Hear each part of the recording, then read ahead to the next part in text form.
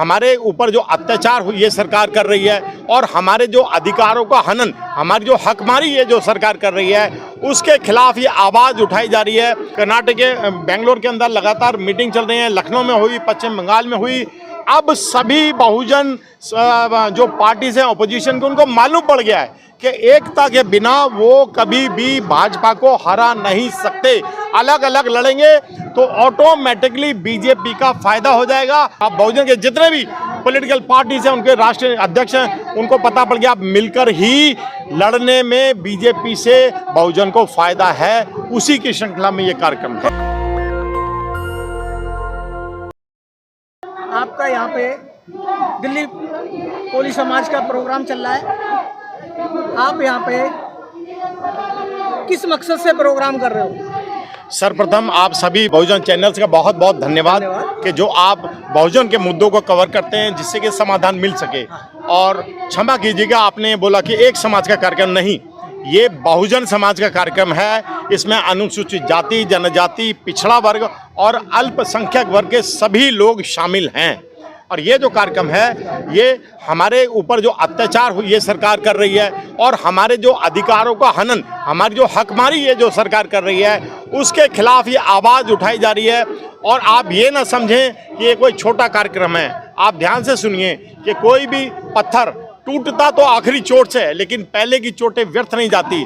अभी बड़ी जल्दी ही जो है हमें बहुजनों को विजय मिलेगी। और मैं पूरे विश्वास के साथ कहता हूं कि 2024 में बहुजन का ही प्रधानमंत्री बनेगा।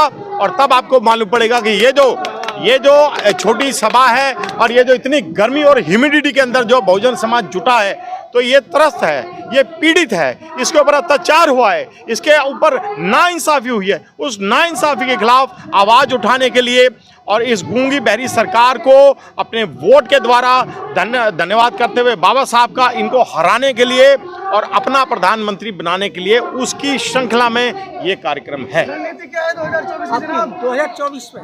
ऐसा है 2024 के लिए जितने भी बहुजन समाज के, SC ST OBC माइनॉरिटी के जितने भी नेता हैं, पॉलिटिकल पार्टीज हैं, आपने देखा होगा कर्नाटक के बेंगलोर के अंदर लगातार मीटिंग चल रही है, लखनऊ में हुई, पश्चिम बंगाल में हुई।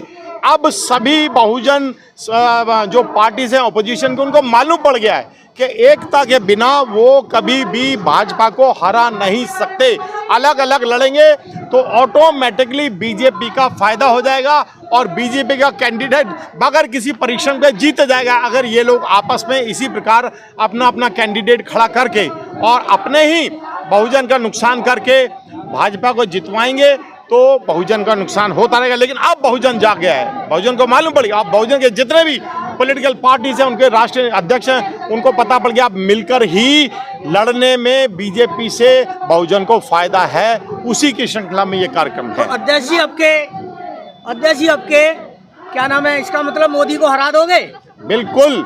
अभी जिस प्रकार से आप देखें, आप ये देखें, आप टेलीविजन खोले, अभी आप देखेंगे, क्योंकि 2024 का चुनाव सर पर है, बिल्कुल पास में है। अब सभी पार्टियों ने इस बात को जान लिया है और अब सभी राज्यों में सभी ऑपोजिशन की पार्टीज का जमावड़ा इकट्ठा होता है और इस बात पे गहन चिंतन होता है। और नीति ये बनाई जा रही है, स्ट्रेटेजी ये बनाई जा रही है कि कहीं से भी अपोजिशन पार्टी का एक कैंडिडेट खड़ा किया जाएगा, जिससे कि दूसरे जो कैंडिडेट्स हैं उनका वोट ना काटे, बल्कि दूसरे जो पॉलिटिकल पार्टीज के जो अपोजिशन के उनके फेवर में वोट डाले और इस प्रकार अलायंस से अपना प्रधानमंत्री बनाए और 2024 में बहुजन का प्रधानमंत्री बनेगा।